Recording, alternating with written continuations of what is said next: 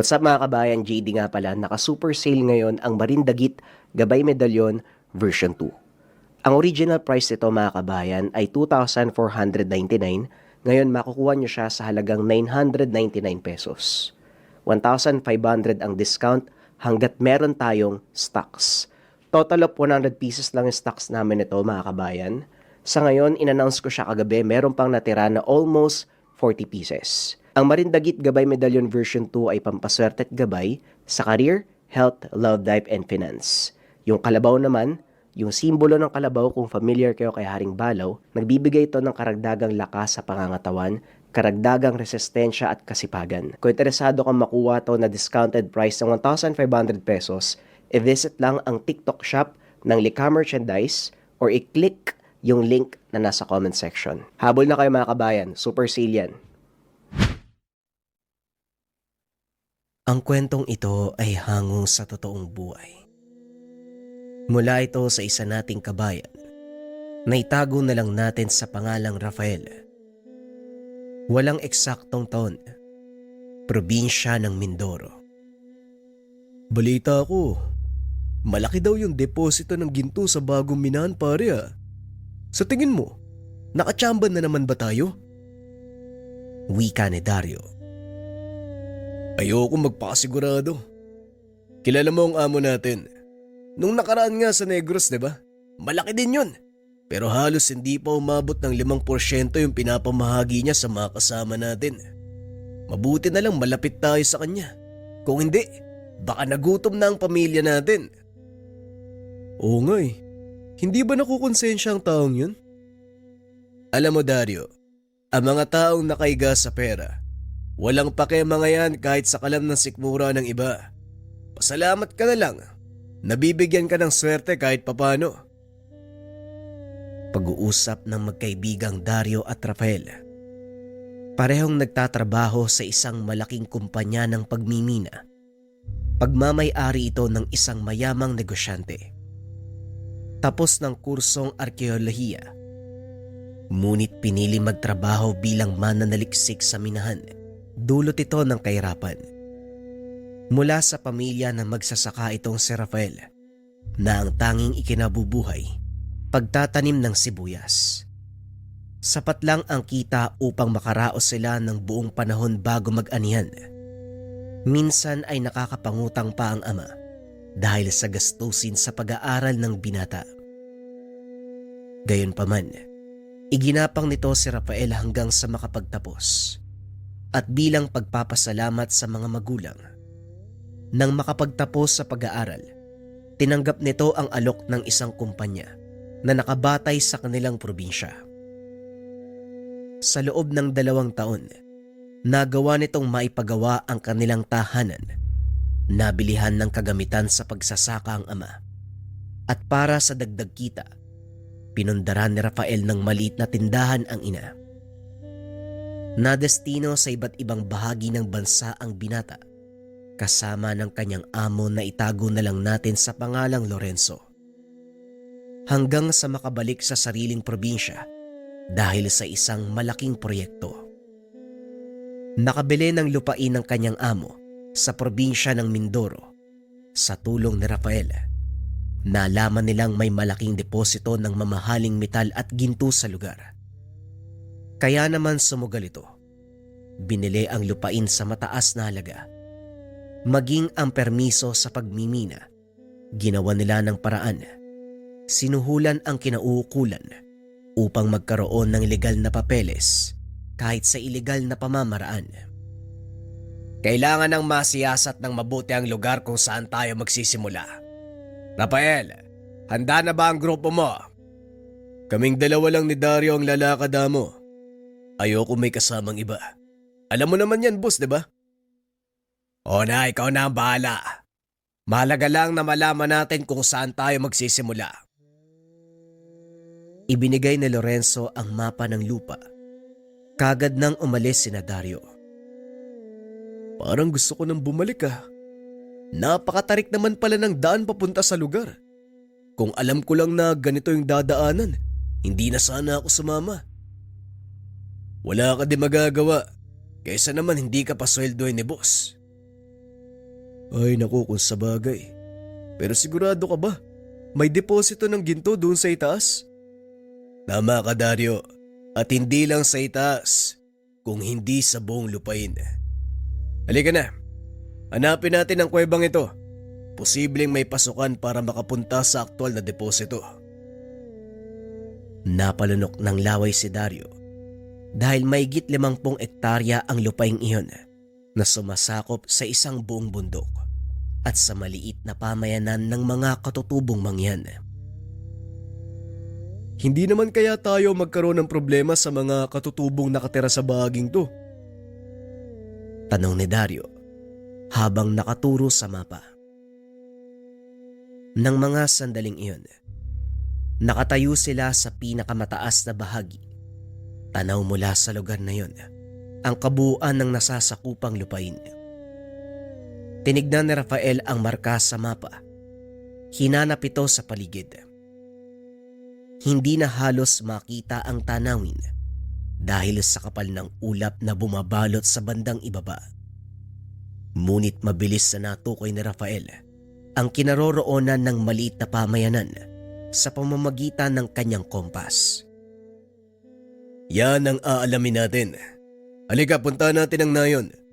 Malapit lang yan kung nasaan tayo ngayon. Wika ni Rafael. Ngunit hindi sang-ayon si Dario. Teka lang Rafael. Baka mamaya katayin tayo ng mga yan eh. Huwag na lang kaya. Ano ka ba naman? Anong kakatayin? Hoy Dario, ilang katutubo na ang nakaharap natin. Hindi ba may mga rebelde pa nga? Nadukot pa nga tayo noon sa Kanduni. Ano kinakatakot mo ngayon? Yun na nga. Hanga din ako sa lakas ng lobo pare. Ilang beses na tayong nalagay sa peligro pero hindi ka pa rin tumitigil. Nasaan ba napunta ang atay mo? Bakit naman ako matatakot? Alam mo Dario, may paniniwala ako kasabihan, kapag oras mo na, oras mo na. Kahit ilang batalyon pa ang karapin mo, kung hindi ka pa kukunin na mailika, walang makakapatay sa'yo. Pero kung panahon mo na, hindi na ituloy ng binata ang sasabihin. Biglang lumipad ang palaso mula sa kung saan. Tumusok ito sa puno. Sinasabi ko na nga ba bumalik na tayo Rafael.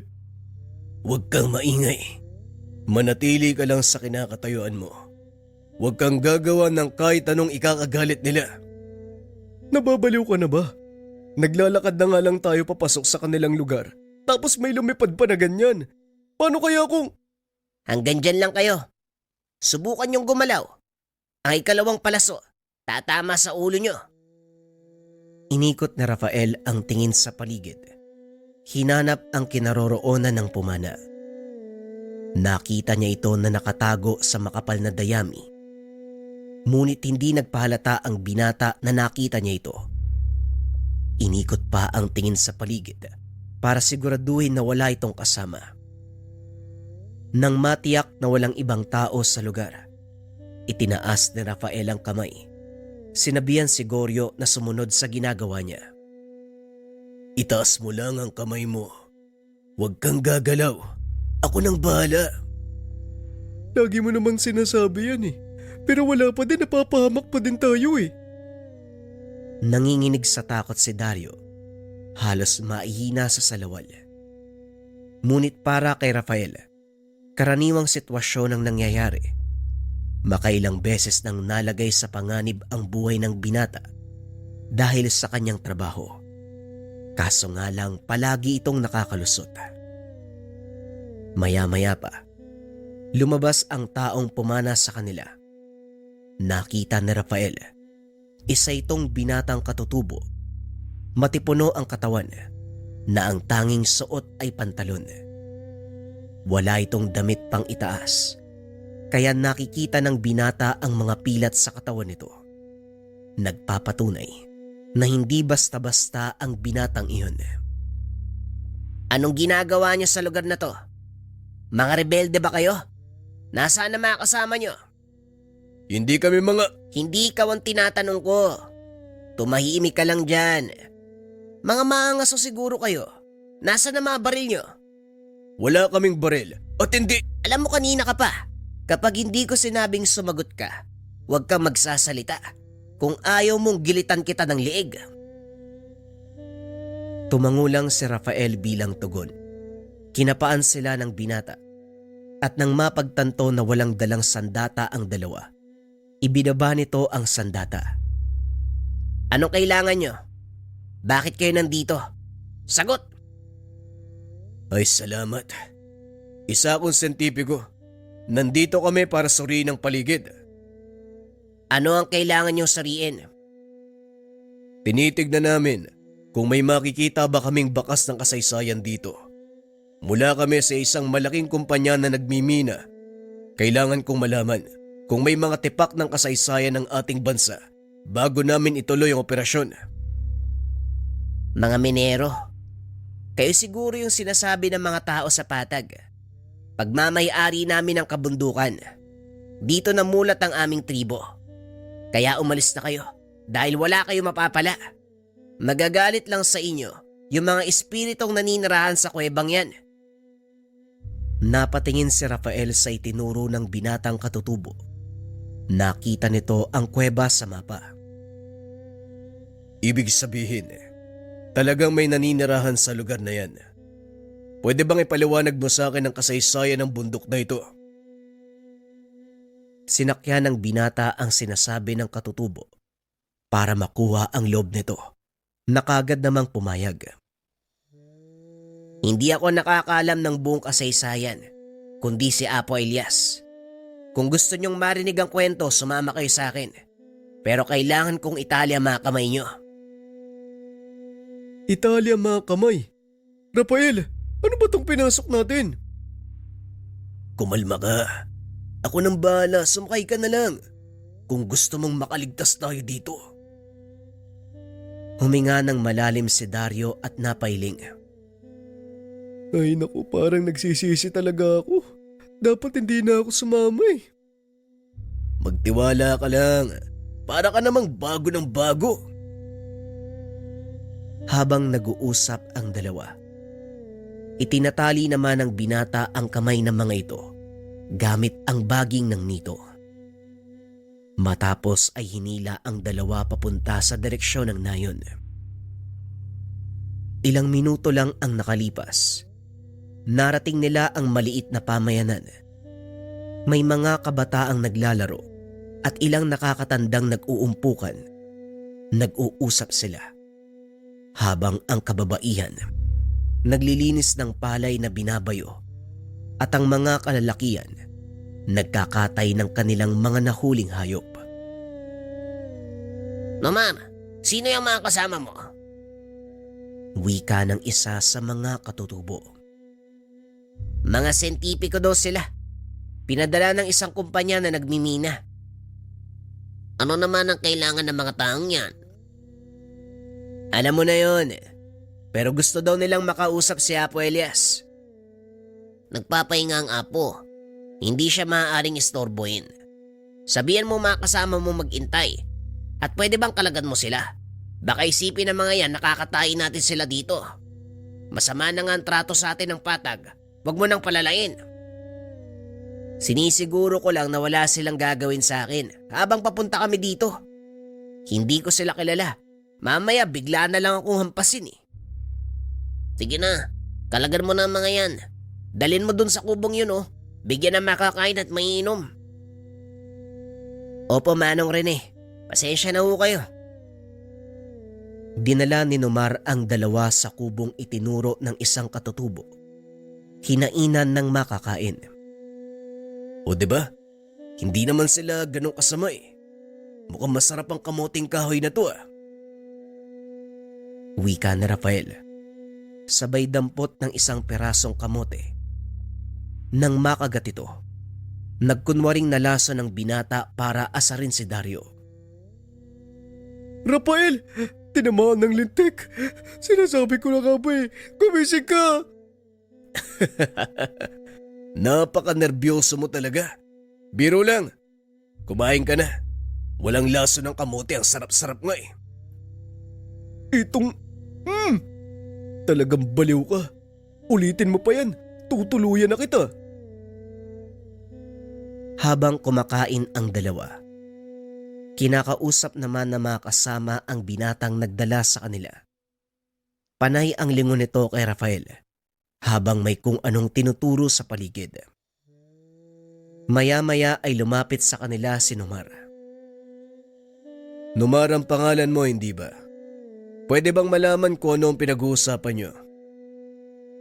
Wala naman. Ipinapaliwanag ko lang sa kanila kung saan ko kayo nakita. Halika na. Mukhang gising na si Apo Elias. Lumabas ng kubo ang mga ito. Nagpunta sa isang katabing dampa.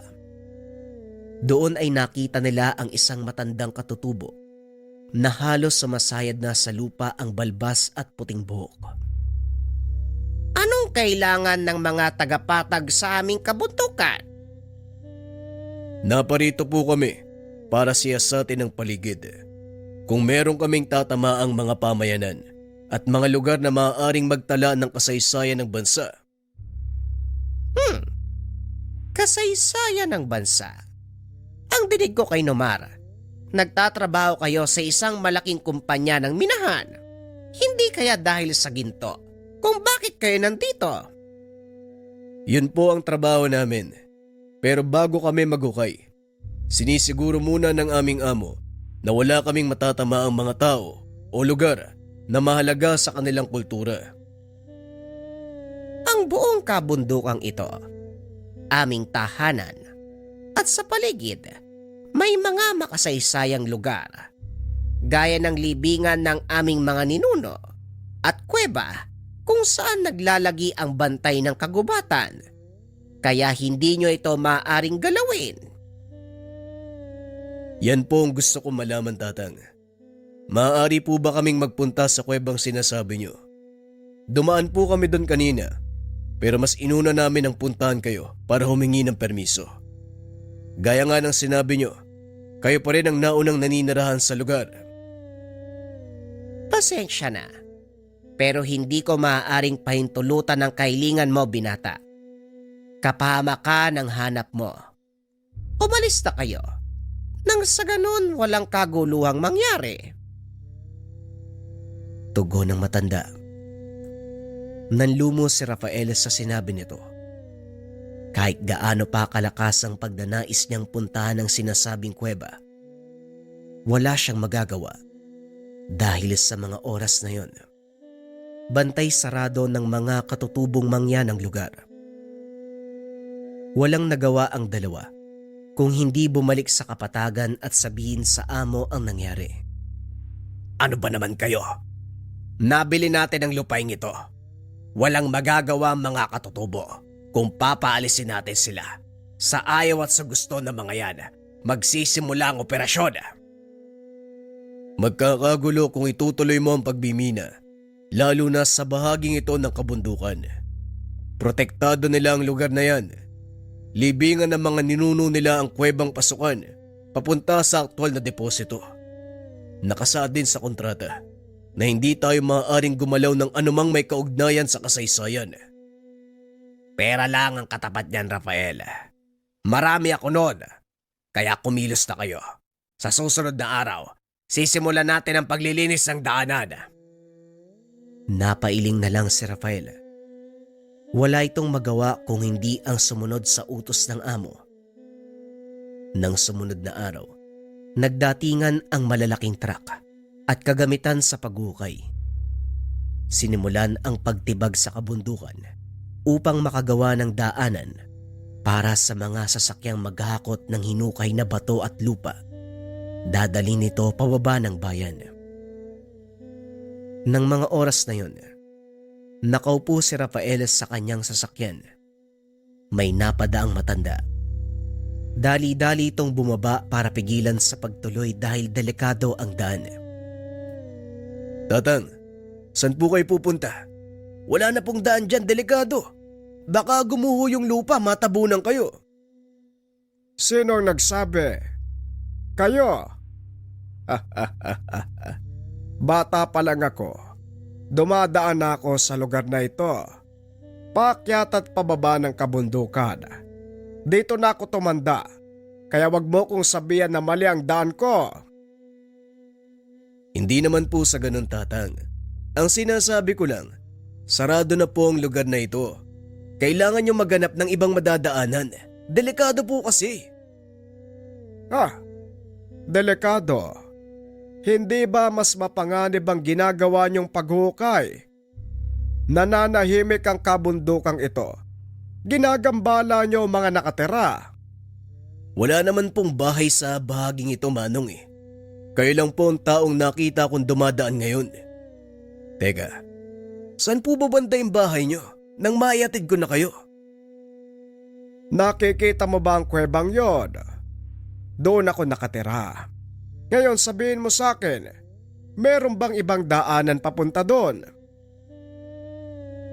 Napagtanto ni Rafael. Wala ngang daan papunta sa kuweba. Hinarangan na ito ng malalaking bato at kasalukuyang naglalagay ng mga pampasabog ang mga tauhan ni Lorenzo para tibagin ang bahaging iyon ng kabundukan. Yan nga ang gusto kong sabihin sa inyo, Tatang. Hindi na po kayo maaaring tumuloy dahil sira na ang daanan. Naglalagay ng pampasabog ang mga tauhan ko para tibagin ang malalaking bato. Ay nako, kapag pera nga naman, ang mga tao handang sirain ang lahat. Wika ng matanda sabay lakad palayo. Biglang tumunog ang alarma na hudyat ng pagsabog. Napatingin si Rafael sa tinitibag na kabundukan. Muling nilingon ng matanda, ngunit wala na ito sa kanyang kinakatayuan. Naloko na. Saan kaya nagpunta yung matandang yun? Wika ni Rafael sa sarili habang iniikot ang tingin sa paligid. Hindi na nito nakita ang matanda. Akmang lalakad na sana nang biglang sumabog ang gilid ng kabundukan, dahilan para lumikha ng mahinang pagyanig at gumuho ang lupa. Tumambad sa binata ang malaking butas na tila karugtong ng kuweba sa bandang itaas.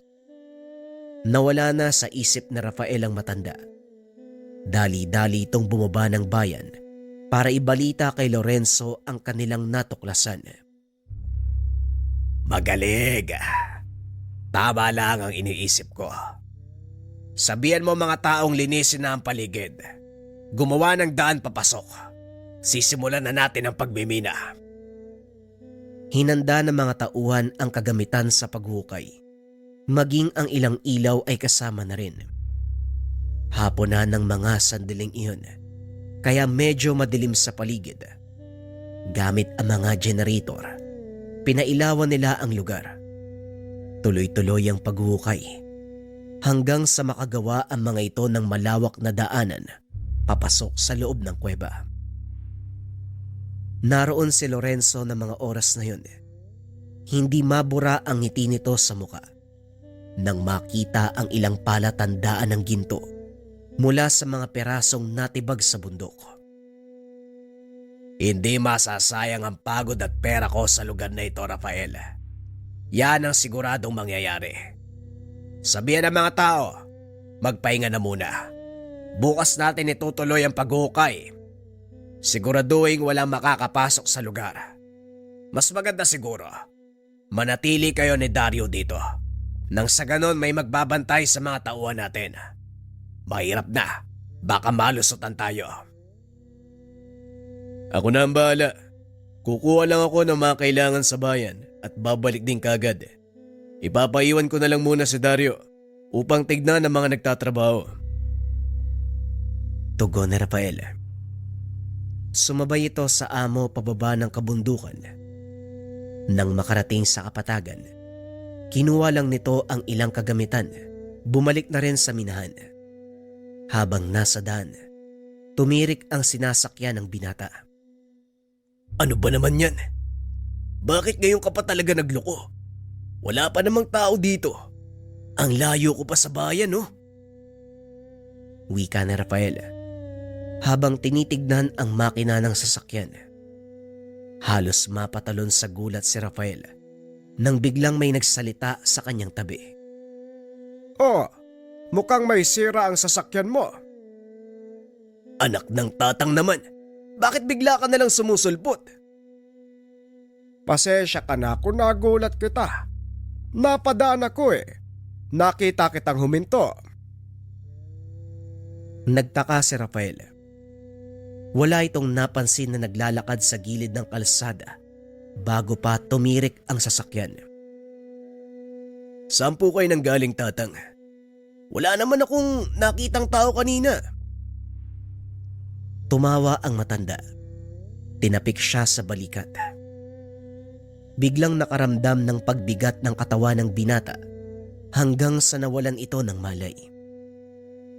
Ilang minuto nagising ang binata. Napansing nasa loob siya ng kuweba na tanging sulo ang nagsisilbing ilaw. Gising ka na pala. Pasensya ka na sa bahay ko ha.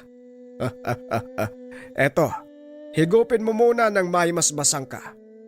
Sasakit ang ulo mo dahil sa tigalpong binato ko sa'yo. Wika ng matanda habang inaabot ang isang tasa ng mainit na inumin. Marahang hinigop na Rafael ang laman nito.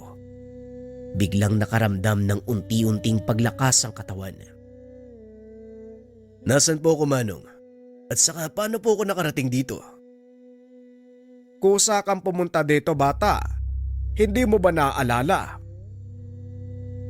Ang huling natatandaan ko, tumirik yung sasakyan ko sa gitna ng daan. Tapos dumating kayo eh. Nawalan ako ng malay. Yun lang o. Ganon nga nangyari. Kaya ka nakarating dito. Hindi ko po kayo maintindihan. Ano po bang ibig niyong sabihin? Halika, may ipapakita ko sa'yo.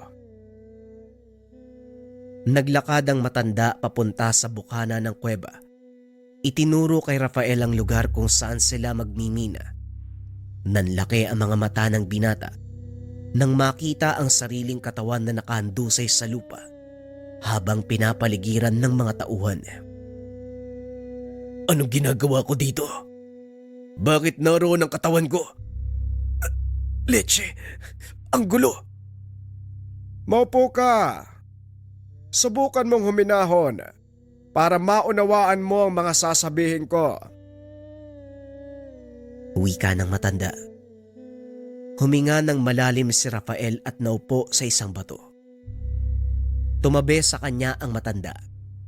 Laking gulat ng binata dahil biglang lumitaw sa kamay nito ang isang tungkod na gawa sa kahoy. May 5 nagliliwanag na bato na nakabaon sa pinakatuktok ng tungkod. Sa isip-isip ng binata, isa itong panaginip.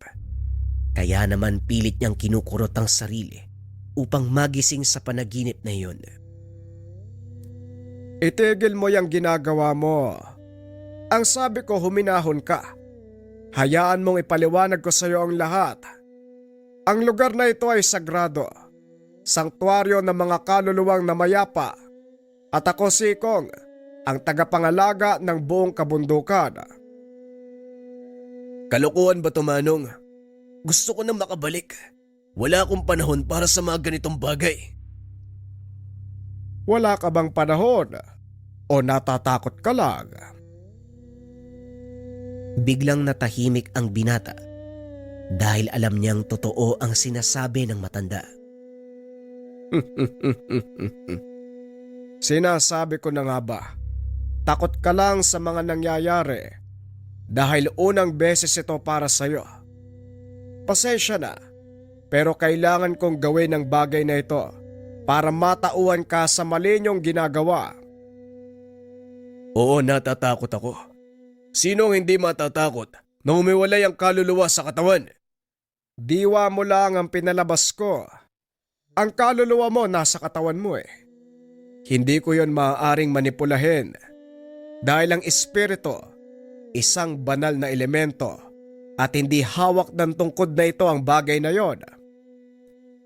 Bakit mo ko dinala dito? Didiretsuhin na kita dahil sa palagay ko ikaw lang ang tanging makakaunawa sa lahat.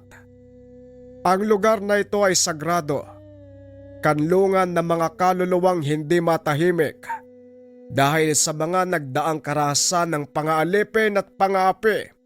Sa oras na sirain niyo ang kuweba, mawawala ang selyong nakabalot sa lugar at kusang kakawala ang mga kaluluwa. May kakayahan silang sumanib sa tao at maaaring maging dahilan ng mas malaking kaguluhan. Sinasabi ko na nga ba? Manong, ano bang tinitira mo dito? Seryoso ang sinasabi ko, bata. Kaya kita dinala sa lugar para balaan sa maaaring mangyari. Nasa sayo kung papakinggan mo ko o hindi. Pag-uusap ng dalawa. Tinapik ng matanda ang balikat ni Rafael. Laking gulat ng binata. Nakabalik na ito sa minahan. Maging ang mga tauhan. Nagulat nang bigla itong magising. Anong nangyari sa'yo, Rafael? Sino yung umatake sa'yo sa daan? Wala ka nang malay nang makita ng mga tauhan natin eh. Hindi ko rin alam, Dario. Siguro napagod lang ako ng gusto kanina. Sige na, magpahinga na kayo. Ayos lang ako. O sige. Gumawa na ako ng tolda para sa'yo. Magpahinga ka na din ha. Bukas, maaga na naman tayong aarangkada. Habang nakahiga sa duyan, pilit na iniisip na Rafael ang sinabi ng matanda. Kinabukasan nagpaalam ito kay Dario na aalis. Ngunit hindi sinabi. Pupuntahan niya si Mang Elias sa nayon ng mga katutubo. Inaasahan nitong magagalit ang matanda dahil sa kabila ng pagtutol ng mga katutubo, ipinagpatuloy nila ang pagmimina. Sa bukana pa lang ng nayon, sinalubong na ito ng mga tao para itaboy. May ilan pang nagbato ng mga sibat. Itigil nyo yan! Hindi tayo marahas na tao. Hayaan mo siyang makapasok para maipaliwanag ang kanyang panig. Yan po ang sadya ko dito. Pero bago ang lahat, nais kong humingi ng kapatawaran. Dahil sa kabila ng pagtutol nyo, ipinagpatuloy pa rin ng amo ko ang pagbimina. Pasensya na ho. Wala akong magawa eh. Pumasok ka, binata. Sa loob tayo mag-usap. Sinasabi ko na nga ba eh, hindi ka mapagkakatiwalaan. Dapat noon palang tinuluyan na kita eh. Numar, tumigil ka. Hindi mo ba nauunawaan? Binabayaran lang ang taong ito para gawin ang kanyang trabaho.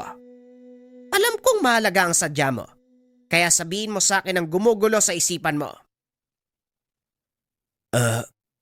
Kilala niyo po ba si Tandang Ikong? Nanlaki ang mga mata ng matanda. Nang marinig ang pangalan, tumayo ito at may kinuhang aklat. Siya Mang Ikong ba ang tinutukoy mo? Ang ermitanyong may hawak ng tungkod na may 5 bertud. Oo, kilala ko ang matandang yon. Sino ang hindi makakakilala sa isang makapangyariang ermitanyo na nagbabantay sa kuweba ng mga kaluluwa? Teka, paano mong nalaman ang tungkol sa kanya? Nakapag-usap kami kagabi. May kung ano siyang ginawa sa akin para mapunta sa kuwebang tinitirahan niya. Doon niya ipinaliwanag ang lahat eh. Siya Mang Ikong ang tagapagbantay ng kuwebang gusto niyong pasukin. Kung nakausap mo siya, siguro naman, hindi ko na kailangang ipaliwanag ang lahat. Yun nga ang dahilan kung bakit ako nandito. Gusto ko malaman kung totoo ang mga sinasabi niya. Kaya tinawag na kuweba ng mga kaluluwa ang yungib na yon. Dahil doon nakakulong ang mga hindi matahimik na espiritong namatay. Dala ng karahasan. Mapagigante ang mga yon.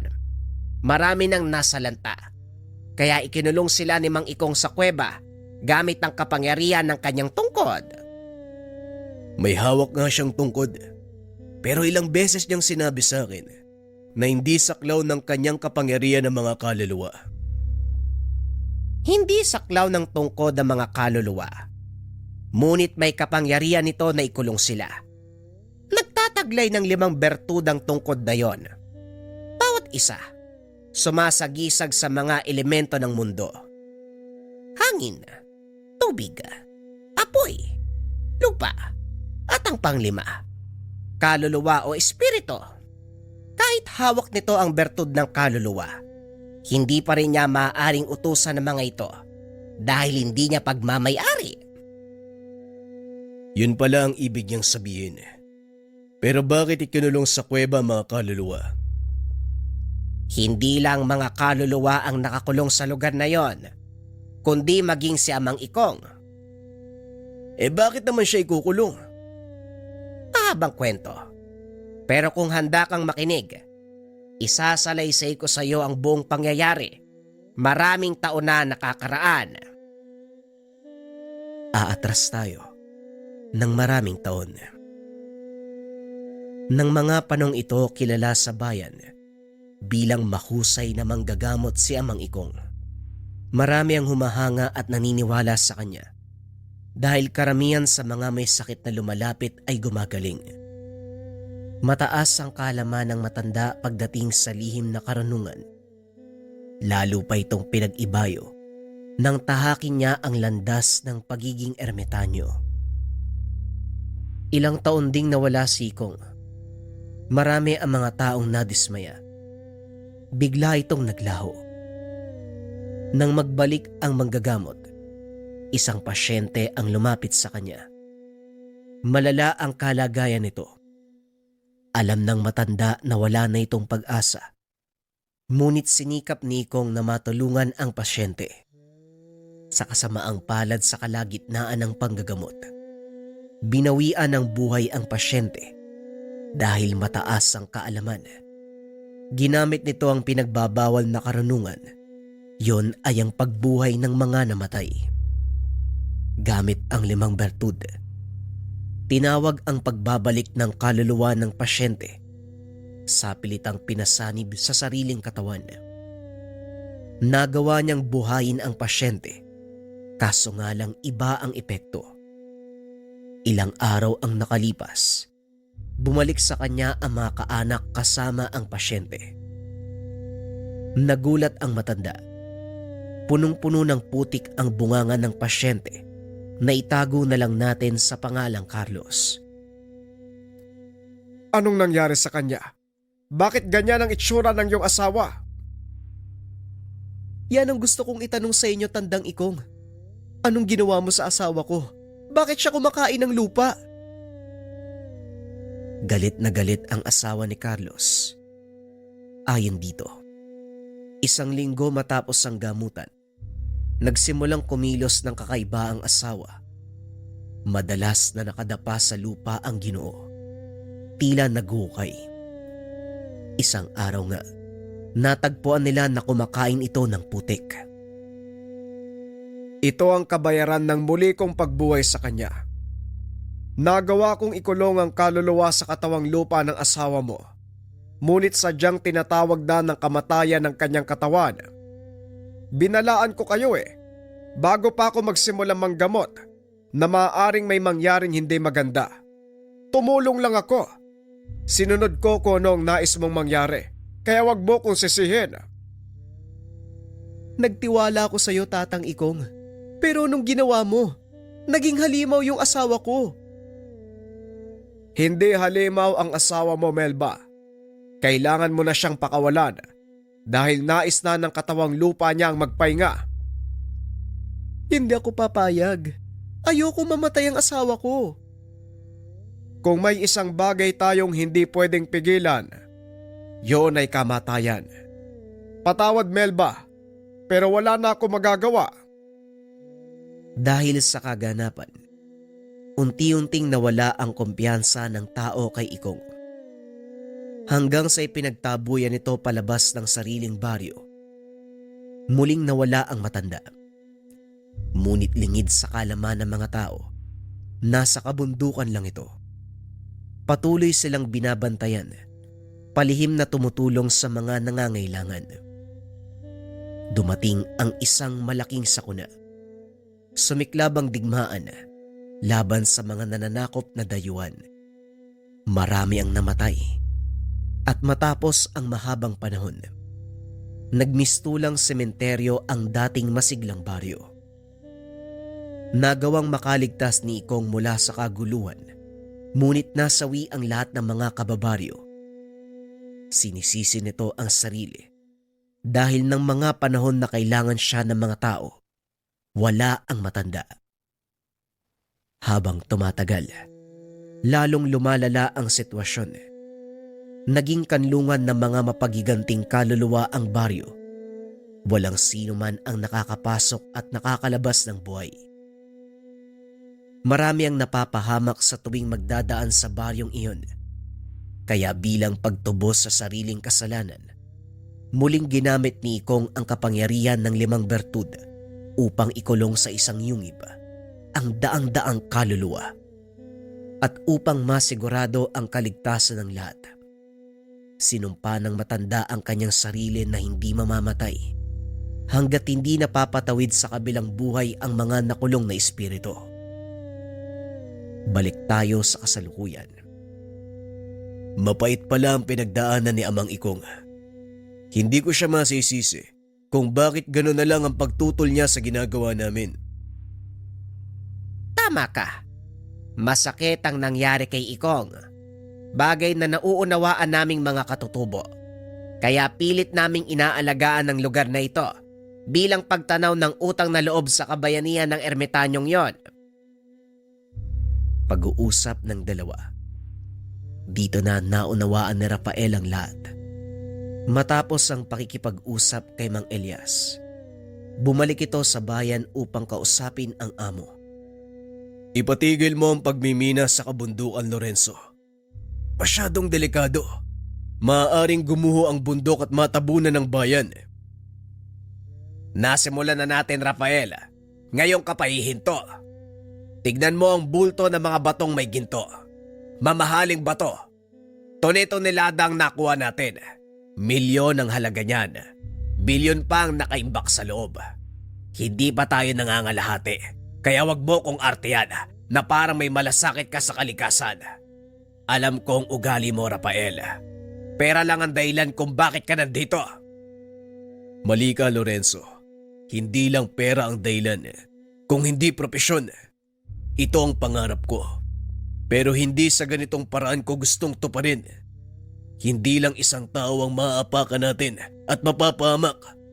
Pagmasdan mo ang kinaroroonan ng bayan, paalang ng bundok ang kinalalagyan nito.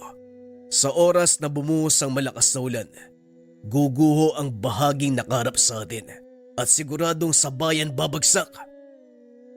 Kaya nga bilisan niyo ang pag-ukay dahil ayokong abutan tayo ng tag-ulan.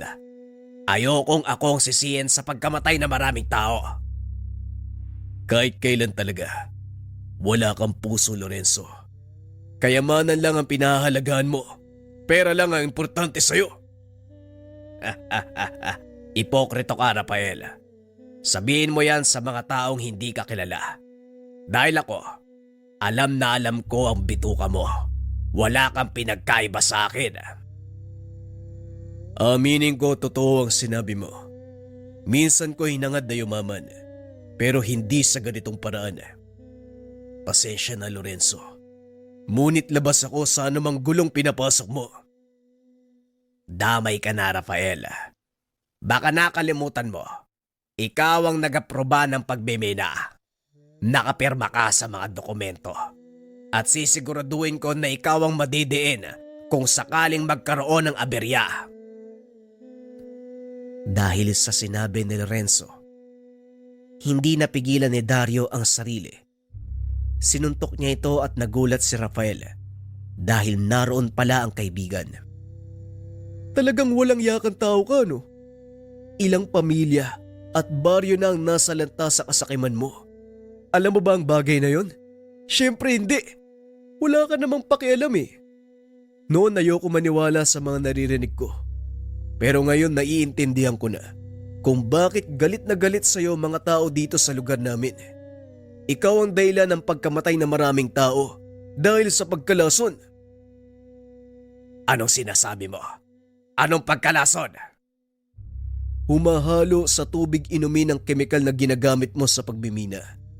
Hindi deposito ng ginto ang nasa ilalim ng kuweba kung hindi bukal na pinagkukunan ng tubig inumin ng mga tao dito sa bayan. Wika ni Dario, sabay bato ng papeles. Hindi sinasadyang naiabot ang mga ito kay Dario ng isang kawani ng kagawaran ng kalusugan. Noong nakaraang araw, nagsagawa sila ng inspeksyon sa lugar at napag-alaman na ang sanhi ng pagkalason mula sa kemikal na kung tawagin ay mercury. Sa mga hindi nakakalam, isa itong uri ng kemikal o malambot na metal natutunaw sa temperatura ng katawan ng tao. Ginagamit ito para pagbukirin ang ginto sa lupang dinidikitan. At sa oras na umalo sa pagkain o inumin, maaaring magdulot ng pagkalason na kadalasang nauuwi sa kamatayan. Kaso nga lang kahit ano pa ang sabihin ng dalawa, baliwala kay Lorenzo. Nagawa pa nitong tumawa, punitin ang papel na ibinigay ni Dario. Gaya ng sinabi ko, marami akong pera at kaya kong tapalan ang mga mata ng batas upang maabsuelto.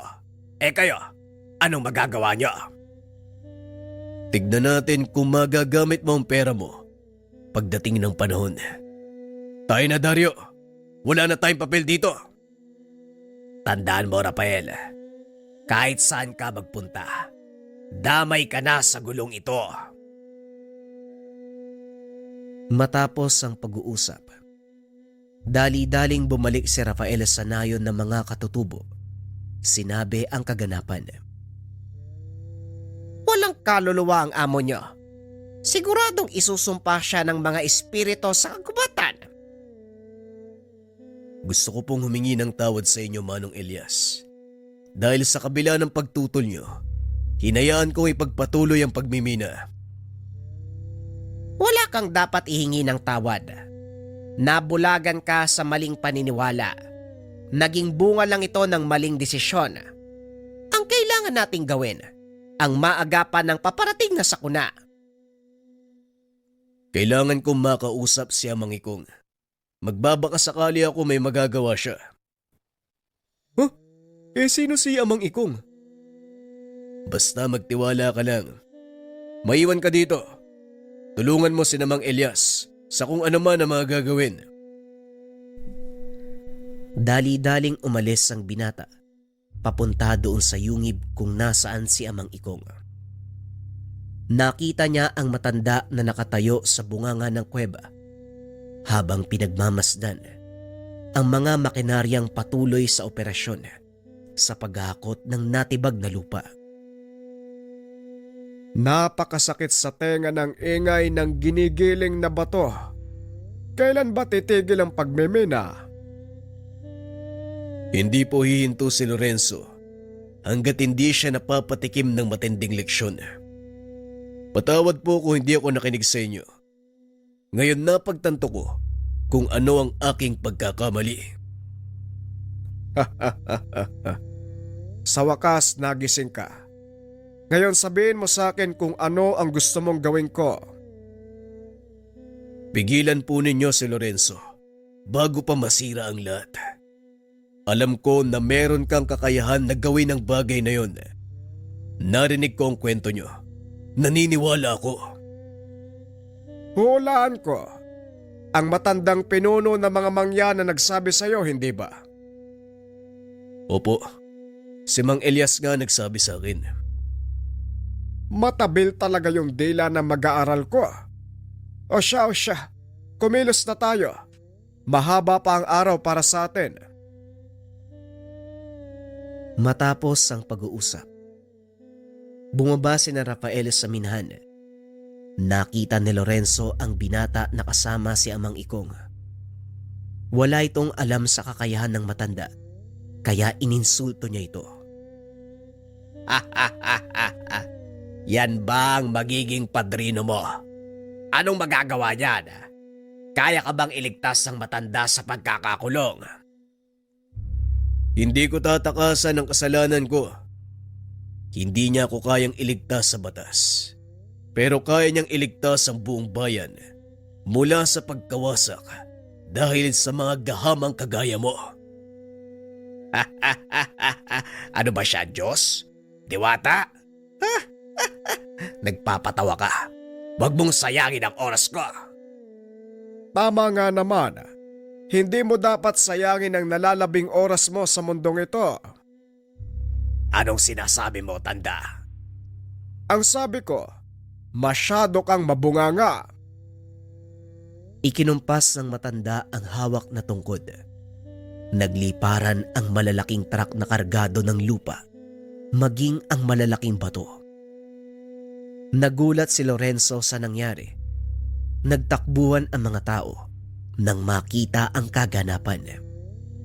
Lalo pang nataranta ang lahat nang itusok ni Mang Ikong ang tungkod sa lupa dahil lumikha ito ng malakas na pagyanig. Nagliparan ang mga bato, tumama sa malaking makina na ginagamit sa pagbimina. Napasigaw sa sobrang galit si Lorenzo. Hindi ito makapaniwala na may ganong kakayahan ng matanda. Ngayon, Lorenzo, alam mo na kung ano ang kayang gawin ng padrino ko. May sa demonyong matandang yan. Ikaw naman, Rafael, walang yaka. Wala kang utang na loob. Kung hindi dahil sa pera ko, wala ka sa kinalalagyan mo. Hindi yun dahil sa pera mo, kundi dahil sa pagsisikap ko. Nagkamali ako ng taong sinamahan at pinagsisisihan ko ang bagay na yun. Maraming buhay ang nawala dahil sa kasakiman mo. Kung ano ang inutang, yun din ang magiging kabayaran. Nilingon ni Rafael si Amang Ikong. Nakita na itinaas ang tungkod. Biglang nilamon ng lupa si Lorenzo hanggang sa tuluyan nitong naglaho. Unti-unting humupa ang alikabok at uminahon ang paligid. Sa wakas, natapos na rin ang kaguluhan. Hindi pa tapos. Tignan mo ang kalangitan. Paparating ang malakas na ulan. Kailangan nating umalis dito kung ayaw mong matabunan. Dali-daling umalis ang dalawa sa lugar. Sakto lang na nakarating sila sa mataas na bahagi. Rumagasa ang magkahalong putik at tubig pababa ng kabundukan. Papunta sa bayan ng baha. Huli na para ilikas sa mga tao. Huli na para ilikas sa mga tao. Pero hindi pa uli para pigilan ang daluyong na yan. Nakalimutan mo yata ang kwento sa'yo ni Elias. Itinaas ni Ikong ang kanyang tungkod. Nag-usal ng mga inkantasyon. Ilang beses niya itong inulit. Laking gulat ni Rafael dahil unti-unting lumihis ang baha papunta sa ilog. Ibang klase. Parang nanonood ako ng pelikula. Hindi lang yan ang kayang gawin ng tungkod na ito. Manood ka! Muling ikinumpas ng matanda ang tungkod. Isa-isang nagsipagtubo ang mga puno doon sa nakalbong bahagi ng gubat. Ngunit lingid sa kalaman ni Rafael na may mas malaking problema pa silang kinakarap. Habang nakaupo ang dalawa sa harap ng yungib, umalingaw-ngaw ang malakas na iyakan. Napatayo si Amang Ikong dahil alam nito kung ano ang pinanggagalingan ng mga boses. Naloko na. Mukhang nabasag ang selyo ng yungib. Anong ibig mong sabihin namang? Makakawala ang mga kaluluwa na ikinulong ko. Hindi ito maaari. Isang beses ko lang maaaring gawin ang ganong ritual. Kaya ko nasabing hindi ko saklaw ang mga espiritu dahil isang beses ko lang sila maaaring utusan. Mukhang magaganap na naman ang nangyari maraming taon na nakakaraan. Ano po maaari nating gawin? Kailangan nilang makatawid sa kabilang buhay. Ngunit hindi ko ito magagawa ng mag-isa. Kailangan ng tulong ng isang taong may sapat na tapang at kalinisan ng kalooban para hilingin sa mga kaluluwa na tumawid sa kabilang buhay. Alam ng binata na wala siyang magagawa dahil dala-dala nito sa konsensya ang mga nangyari. Napaupo na lang ito habang pinagmamasdan ang buong bayan. Rafael, anong ginagawa mo? Bakit hindi mo pa hawakan ng tungkod ni Amang Ikong? Kung meron mang may kakayahan dito para humiling ng kapayapaan, yun ay walang iba kung hindi ikaw. Tama si Elias. Lahat naman tayo ay nakakagawa ng kasalanan. Walang perpektong nilikha ang Diyos. Maging ako ay pinagbabayaran ng kasalanang nagawa ko maraming taon na nakakaraan. Wika ng matanda habang inaabot ang tungkod sa binata. Hinawakan nito ni Rafael at laking gulat niya. Nagliwanag ang ikalimang bato. Isa-isang naglabasan sa bunganga ng yungib ang mga kaluluwa. Nakatayo si Rafael sa harapan ng mga ito habang hawak ang tungkod. Alam kong maraming pagdurusa ang naranasan niyo. Wala ako sa lugar para magsalita. At mas lalong wala akong karapatan na humiling ng kahit ano mula sa inyo. Pero alang-alang sa kapayapaan ng lahat, nabubuhay man o namatay, tumawid na kayo sa kabilang buhay at magpahinga. Tama na ang pagtatanim ng galit sa mga nangyari sa nakaraan. Napagbayaran na ang mga kasalanan. At oras na para bumalik sa inyong pinagmulan. Matapos magsalita ni Rafael, nagliwanag ang mga kaluluwa. Isa-isang naging butil ng liwanag at pumaibabaw. Nakatingala ang lahat habang pinagmamasdan ang napakagandang kaganapan. Ito ay ang pagtawid ng mga kaluluwa sa kabilang buhay. Nawala na ang sumpa ko sa sarili. Sa wakas, makakapagpahinga na ako. Salamat sa iyo, Rafael. Hindi ko akalain na hihingi ako ng tulong sa isang pangkaraniwang tao. Wala pong anuman. Karangalan para sa akin na makatulong. At gaya ng sinabi nyo, ito ang aking paraan para pagbayaran ng kasalanang nagawa. Hindi pa dito nagtatapos ang lahat. Dahil kailangan ko pang ayusin ang gulo na ginawa ni Lorenzo. Kailangan kong harapin sa batas ang pagkakasala namin. Huwag kang mag-alala. Kaysa mo kaming mga katutubo, hindi ka namin iiwan sa labang ito. Maraming salamat, Mang Elias. Pasensya na kayo. Maging ang tahimik yung buhay, nagulo dahil sa ginawa ko. Natural magkakamali tayo. Huwag lang uulitin. Tapos na ang obligasyon ko. Oras na para umalis. Elias, iiwan ko sa iyo ang tungkod. Ingatan mo ito at huwag na huwag gagamitin sa maling gawain. Salamat sa tiwala, Amang Ikong. Hindi ko po kayo bibikuin. Unti-unting nagliwanag ang katawan ni Amang Ikong. Dahan-dahang sumama sa hangin. Sa wakas, nakapagpahinga na ang kawawang matanda. Ngayong payapa na ang kanyang kaluluwa. Halika na. Marami pa tayong kailangang ayusin. Wika namang Elias.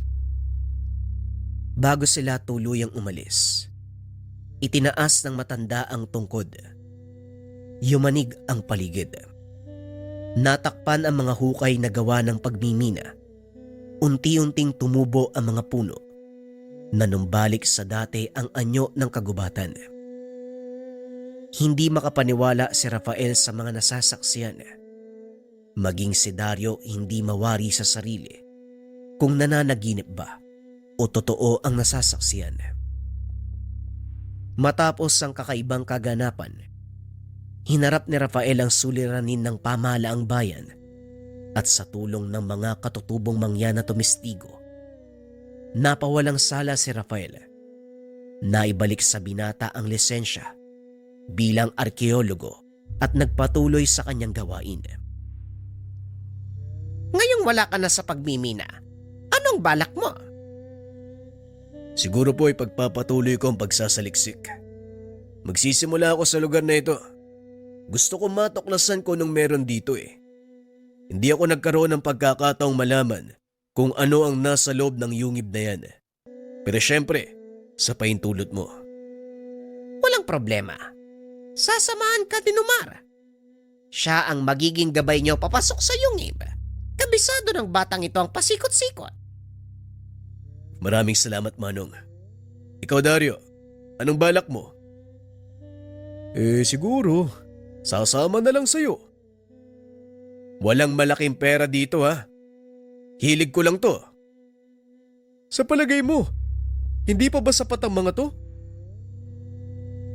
Nanlaki ang mga mata ni Rafael nang ipakita ni Dario ang napakaraming diamante. Teka, saan mo nakuha yan? Naipon ko to nung sinusubukan namin yung loob ng yungib.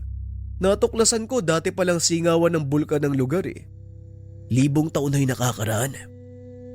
Kung ganon, maaaring may matuklasan tayong kakaiba sa loob. Magdadagdag sa kasalukuyang kaalaman natin tungkol sa mundo.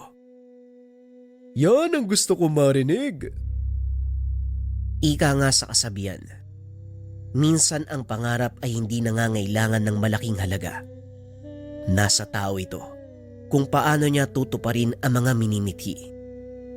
Ang sabi nga ng mga taong magtatagumpay, hindi dapat bilangin ang mga bagay na nawala habang naglalakbay ka. Ang mahalaga kung ano ang mapupulot mong aral habang umuusad ka sa buhay na iyong hinahangad. Dahil habang buhay mo tong pangahawakan ang iyong mga karanasan. Sa paglipas ng mga taon nagretiro si Rafael, ngunit ipinagpatuloy ang kanyang trabaho sa pamamagitan ng pagsusulat ng mga libro at artikulo ng mga sikat na magasin sa buong mundo. Hindi lubos inakala ni Rafael na magkakaroon ng ganong karanasan.